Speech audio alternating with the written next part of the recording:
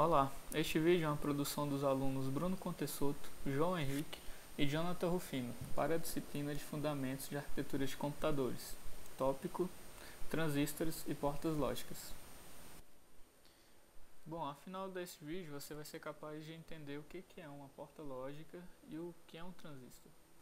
Abordaremos um pouco da história dos transistores, o seu funcionamento, algumas aplicações e falaremos também de portas lógicas. O transistor, ou transistor, surgiu ainda quando se utilizava válvula nos computadores. Os pesquisadores da época buscavam reduzir o tamanho das válvulas e melhorar sua eficiência, já que eles gastavam muita energia. Mas para que isso acontecesse, as válvulas deveriam ser substituídas por outros componentes. Essa demanda estava muito ligada às pesquisas militares, pois elas avançavam cada vez mais rápido e era necessário a redução do tamanho dos computadores. Em novembro de 1947, os cientistas do laboratório da Bell Telephone descobriram o transistor, apesar de suas pesquisas tentarem ir para outra direção. Eles verificaram que quando aplicada certa tensão a um dos terminais do componente, o sinal que saía do outro terminal era amplificado.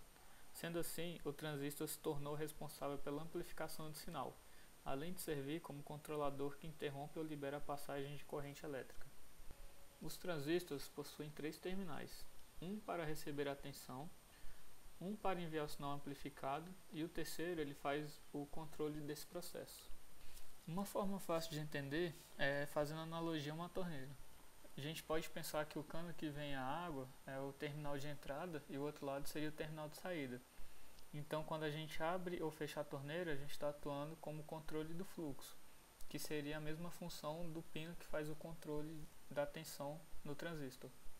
Portanto, quando é aplicada uma tensão ao terminal do meio em um transistor, ele permite que a corrente elétrica circule pelos outros 2 terminais. A quantidade de tensão aplicada ao terminal de controle é que vai determinar qual a intensidade de corrente que vai ser direcionada para o terminal de saída. Caso não seja aplicada nenhuma tensão ao terminal de controle, não tem circulação de corrente no transistor, o que vai conferir a ele 2 propriedades: amplificação do sinal elétrico e controle do fluxo de corrente, que seria equivalente a um botão on ou off. Agora vamos imaginar a rede de canos que existe na nossa casa.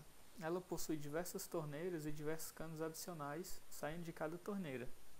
Na nossa casa também existe um registro geral, que fecha a água e não permite que ela passe para nenhum dos canos ligados a ele. Bom, digamos que no banheiro tem um registro específico para o chuveiro e para a descarga. A torneira da pia só vai estar sujeita ao registro geral. Então, se fecharmos o registro presente no banheiro, não será possível tomar banho nem dar descarga, mas a torneira vai continuar funcionando da mesma forma. De forma análoga, é assim que funcionam os circuitos lógicos. Eles são agrupados nos circuitos de forma similar aos canos, ou seja, eles que fazem o controle do fluxo de energia no sistema. O primórdio da computação moderna se iniciou quando os inventores perceberam que podia usar os transistores em cascata, ou seja, que um poderia controlar outros transistores. Foi a partir da década de 60 que começou a revolução que fez com que os computadores tivessem seu tamanho reduzido, possibilitando que diversos cientistas tivessem ideia de como isso poderia ser usado para levar os computadores às casas das pessoas. Os maiores beneficiados com a invenção dos transistores foram os processadores, que hoje contam com bilhões de transistores ligados entre si, formando circuitos capazes de fazer cálculos simples ou extremamente complexos, como a posição do mouse na tela até o volume de partículas de fumaça em um jogo.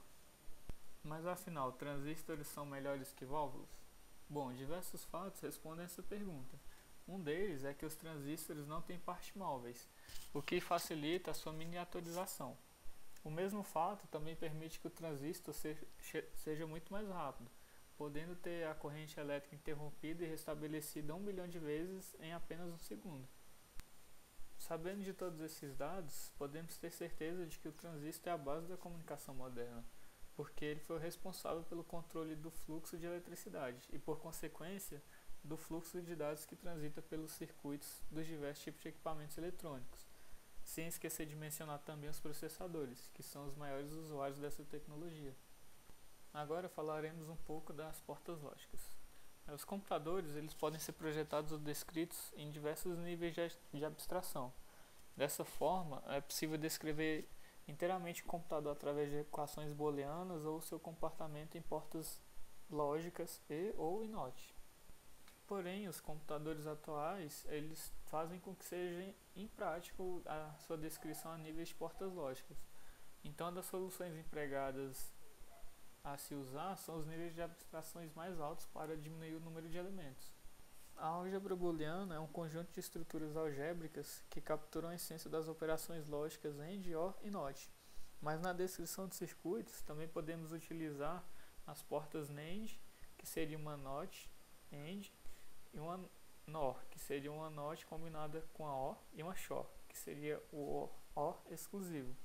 E a álgebra booleana ela é definida sobre dois elementos denominados de verdadeiro e falso, que seria ou 0 e 1.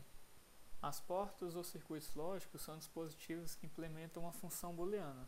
Assim, as portas executam a operação lógica recebendo um ou mais sinais de entrada para introduzir um e somente um sinal de saída. A quantidade de sinais de entrada depende da função booleana implementada no circuito. A porta lógica NOT representa a negação de um valor. Em termos de portas lógicas, a operação de complemento de uma variável booleana é realizada por uma porta NOT. Uma porta NOT pode ser representada pelo símbolo de apóstrofo, de forma que representa a negação de A. Então, caso nós tenhamos uma entrada A com valor 0 e uma porta NOT em seguida, ela vai transformar esse valor, ou seja, vai mudá-lo. Então, se nós temos 0, ele passa a ser 1. Se nós tivermos 1, ele passará a ser 0. Porta lógica AND. Em termos de portas lógicas, a operação AND realiza uma conjunção. E uma porta AND ela pode ser representada pelo símbolo de multiplicação, de forma que S representa a conjunção de A e B. Então, se nós tivermos duas entradas A e B, em qualquer caso tenhamos 0 em qualquer uma dessas entradas, a saída sempre vai ser 0. A saída só vai ser 1 caso nós tenhamos uma entrada 1 em ambos campos A e B.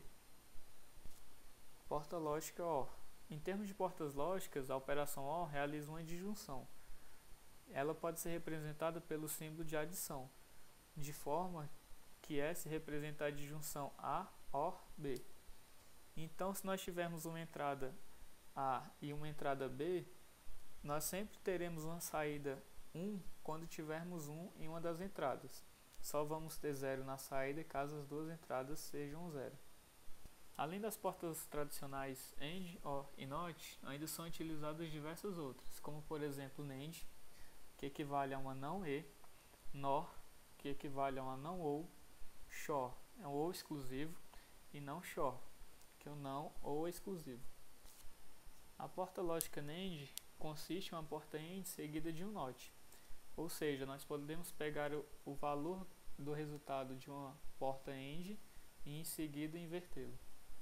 A porta lógica NOR segue o mesmo princípio, onde temos uma porta OR seguida de um NOT. Então podemos pegar o valor de saída de uma porta OR e invertê-lo.